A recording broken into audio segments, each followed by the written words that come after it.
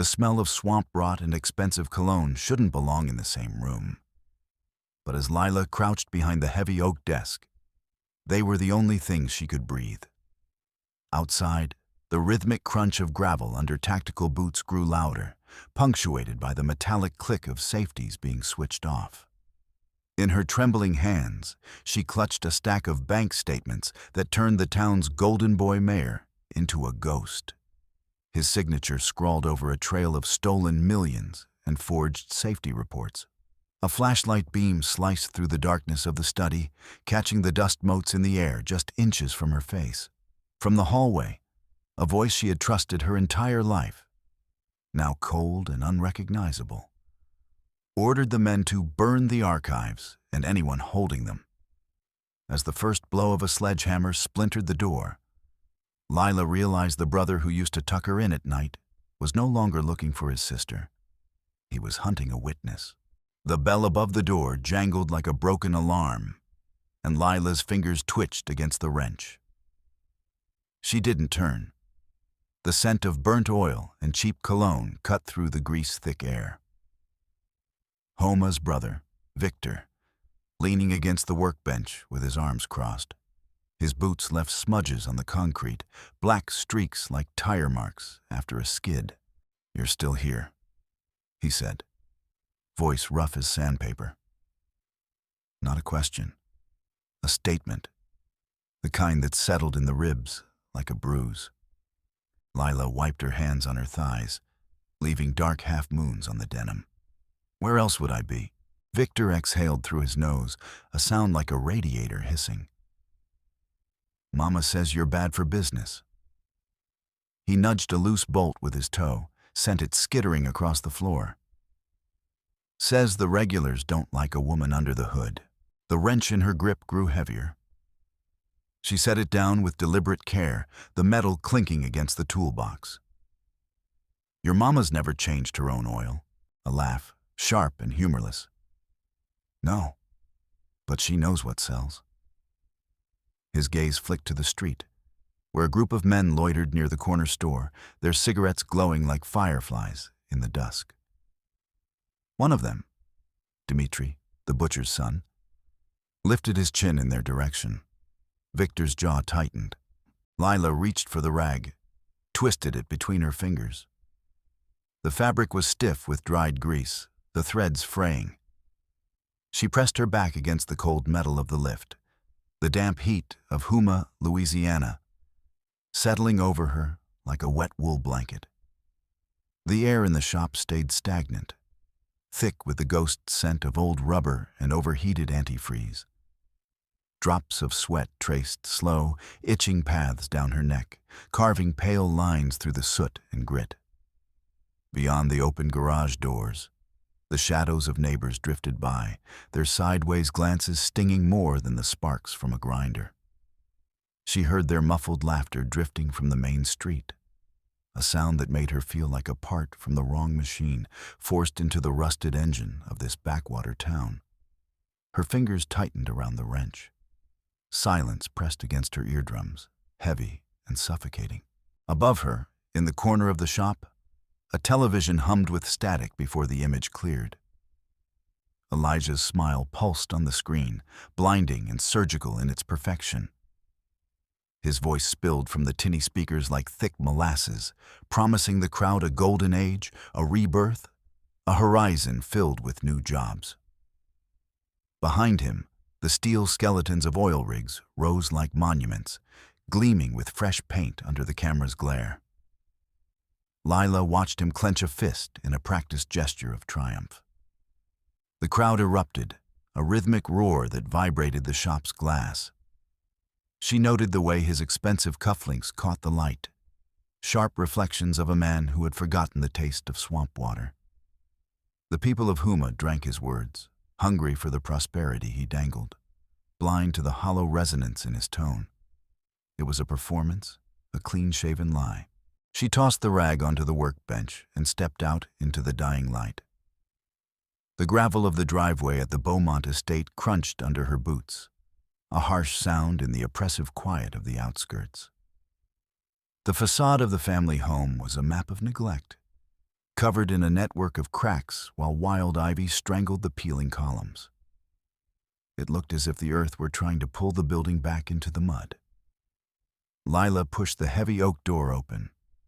A stale breath of dust and withered lilies, remnants of her mother's funeral, hit her. In the cavernous halls, a draft stirred the faded curtains that had once cost a fortune. She ran a hand over the gray silt on a sideboard, leaving a stark trail in the grime. The silence of the house felt like a heavy shroud draped over a past she had spent years trying to outrun. Her feet found the familiar path to her father's study. The room held the scent of old leather and tobacco, a smell so deeply embedded in the wallpaper it felt like a physical presence. She began moving through the shelves, her fingers brushing the spines of legal journals and dusty classics. Her palm struck something wrong. A section of the shelving felt unnaturally cold, a metal strip hidden behind a row of Tolstoy. A dry click echoed. Part of the oak paneling eased back, revealing a dark, recessed niche. Lilah froze. In the gloom of the hideaway, the metallic corner of a steel box shimmered through the cobwebs. Her heart tripped. Her fingers shook as she reached into the cavity, touching the mechanical lock that had remained hidden for decades. She pulled the box out, her breath hitching. Inside lay a thick folder of heavy craft paper, tied with a twine that crumbled at her touch. The cover was stamped with the watermarks of offshore banks, seals never meant for the eyes of a grease-stained mechanic. As she untied the knot, a stack of bank statements spilled onto her lap, covered in columns of figures and intricate ciphers. She stared at the stamps of foreign investment funds, the paper cold against her skin. The sharp scent of printer ink and old adhesive burned her nose as she flipped through pages filled with the names of shell companies and the labyrinthine movement of staggering sums of money. Spreading the documents across the massive desk, she began to align the dates of the transfers with the public reports Elijah had released regarding the rig modernizations. A pencil in her hand carved lines under recurring amounts. Money Elijah had funneled into private security firms and personal accounts in Panama. She saw the truth in the numbers. The budgets meant for safety systems and structural reinforcements had dissolved into a digital abyss. Her eyes widened. There, on an inspection act for faulty equipment, was a forged signature of a lead engineer. The scale of the fraud was a map of ruin. Elijah's profit margin climbed in direct proportion to the decay of the city's infrastructure. Lilah dropped the folder. The sheets fluttered to the rug like poisonous petals. She saw the faces of the workers in the shop, the men at the corner store, the families whose lives now hung on rusted cables because of her brother's greed. Within a month, the city would become a scorched wasteland when the ancient pumps failed and the modernization accounts were found empty.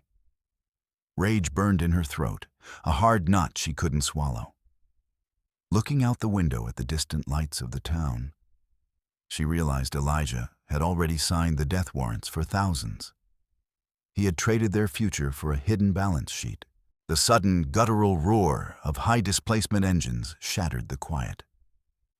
Lilah flinched, pressing herself against the wall beside the window. She edged the curtain back just enough to see 3 black SUVs skid to a halt in front of the main entrance, tires screaming on the overgrown drive. Men in tactical gear spilled out, clutching automatic weapons. She recognized the emblems on their shoulders.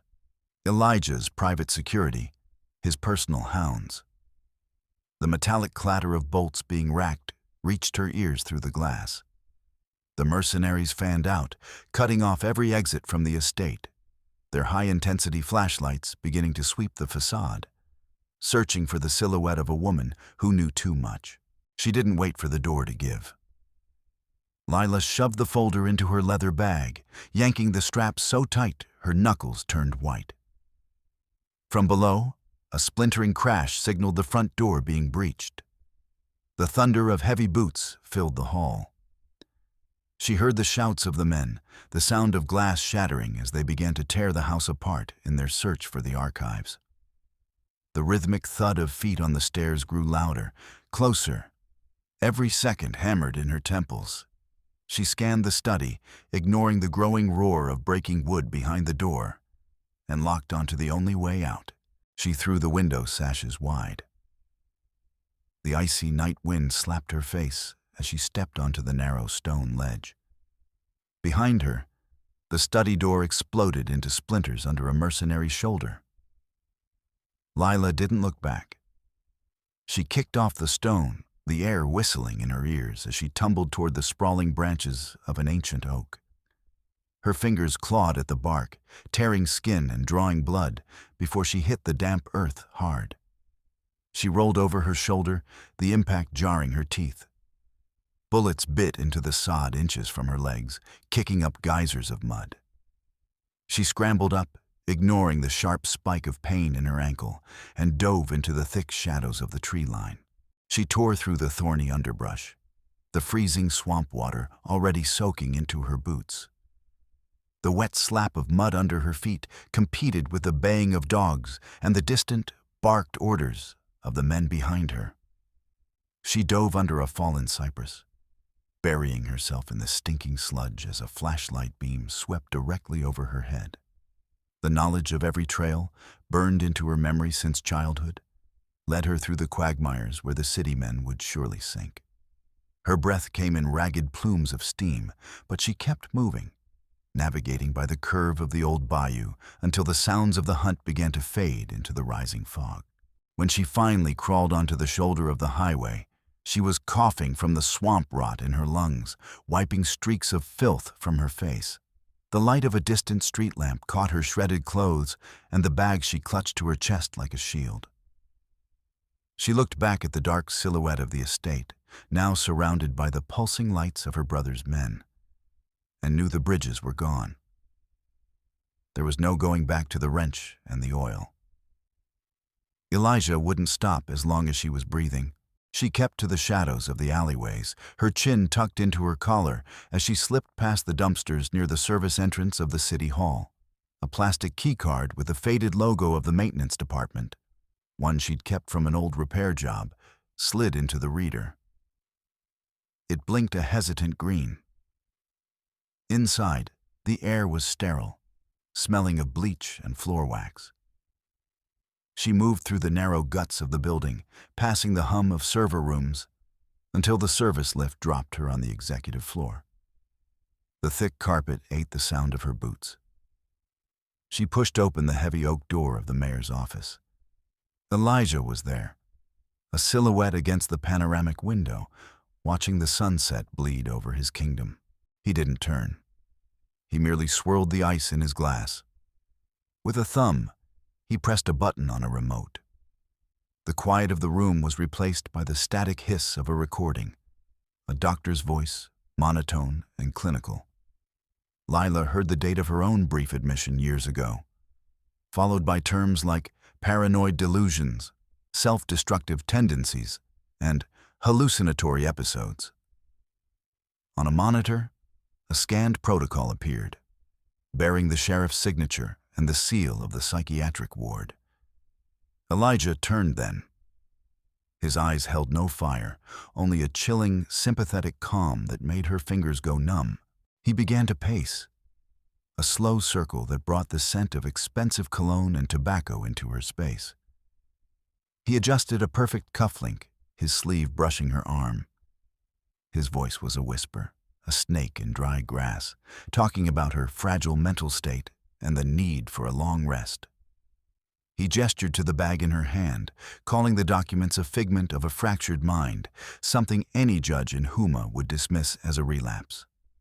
Looking at her own haggard reflection in his polished desk, Lilah realized the cage he had built was invisible, but it was made of steel. She fled. The glass doors of the city hall hissed shut behind her as she hit the humid night air. In the parking lot, among the rows of gleaming SUVs, she spotted a squat gray sedan with windows so dark they looked like ink. When she turned onto the sidewalk, The sedan's engine let out a low, predatory growl. It crawled at a walking pace, hovering exactly 3 meters behind her. The reflection of its headlights danced in the windows of closed shops, blinding her every time she tried to look back. She sped up, the rhythmic slap of tires on asphalt a frantic accompaniment to the thumping in her chest. She ducked into the police station, desperate for the harsh hum of fluorescent lights and the smell of burnt coffee. She approached the desk, her mouth opening to report the car, but the words died. A side door swung open, and Elijah's chief of staff stepped out, looking sharp in a charcoal suit. The duty officer straightened immediately, shifting his cap and offering a respectful salute to the mayor's man. The assistant's gaze flicked over Lilah, a cold, dismissive mark of her presence. She backed away, the realization hitting her like a physical blow. In this town, the law wore a Beaumont badge. The docks smelled of salt and rotting vegetation.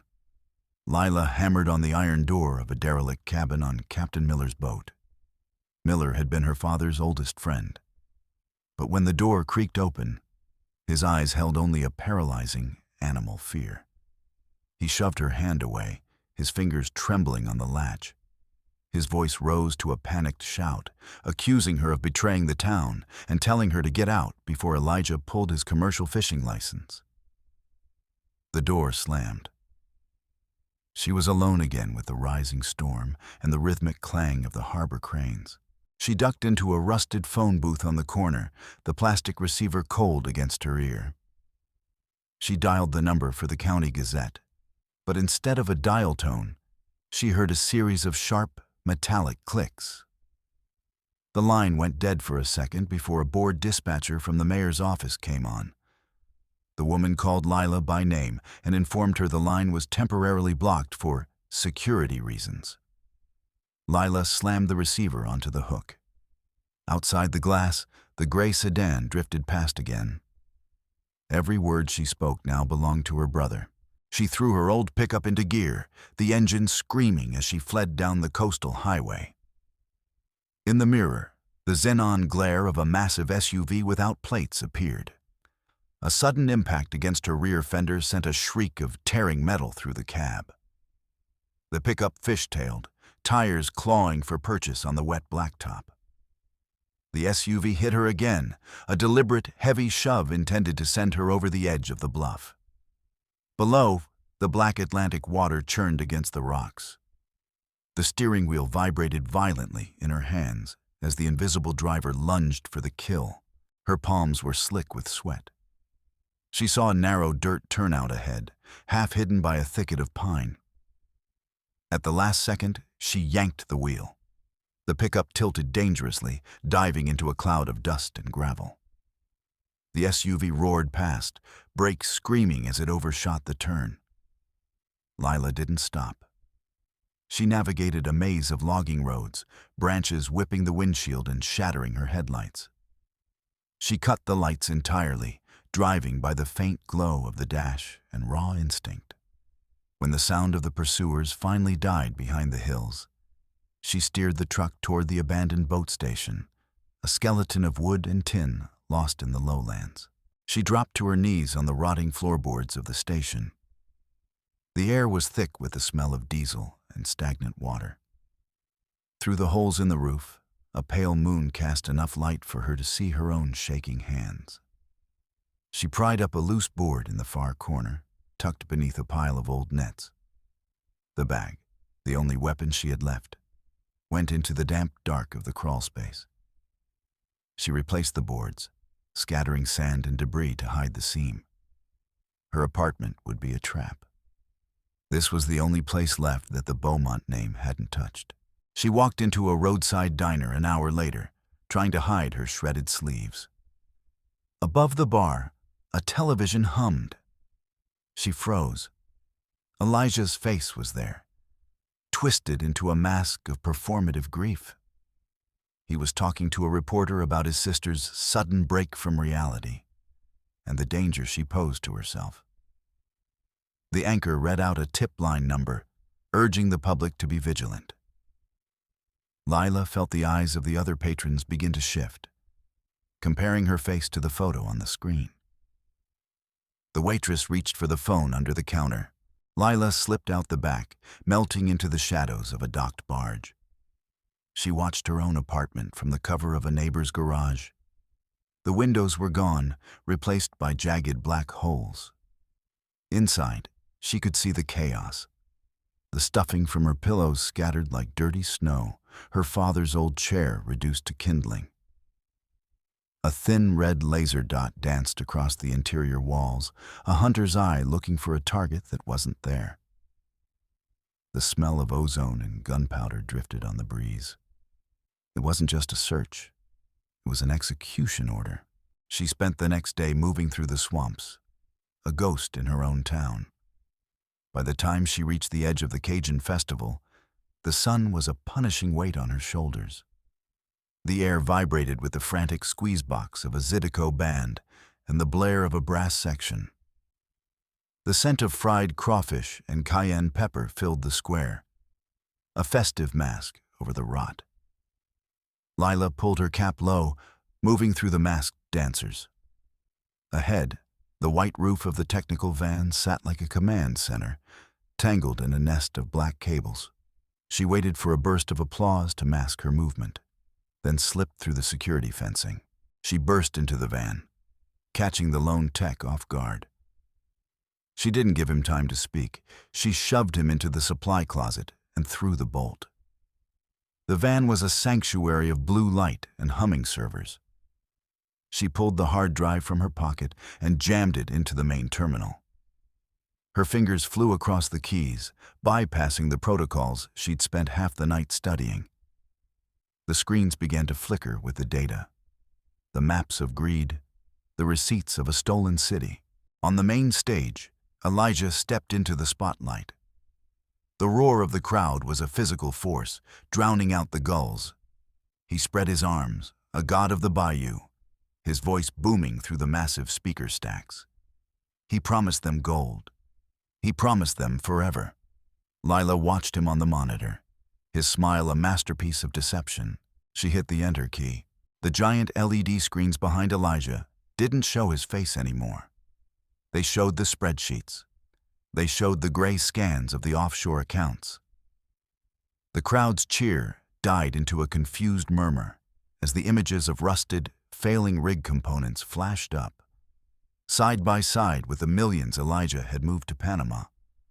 Lilah watched as her father's forged signature appeared, a giant, damning ghost over Elijah's shoulder. She walked out from behind the velvet curtains. The stage lights were a blinding white wall. Her boots sounded like gunshots on the wooden planks. She stood in the center of the circle of light, a grease-stained mechanic facing a king. The thousands of people in the square went silent. Elijah paled, his jaw working as he turned to see the screens. Lilah didn't need a microphone. Her voice, low and edged with the grit of the shop, cut through the humid air. She named the figures. She named the dates. She spoke about their father's honor, the name Elijah had used as a currency. Every word was a hammer blow. Elijah snapped. The mask of the statesman shattered, revealing the jagged thing beneath.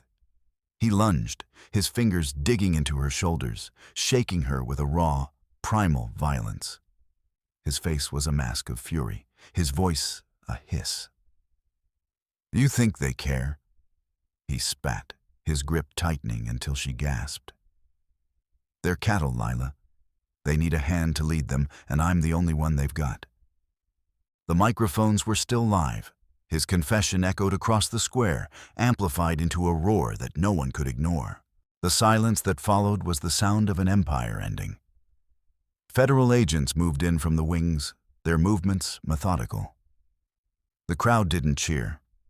They watched with a cold, growing resentment as the golden boy was led away in steel. Lilah didn't stay to watch the fallout.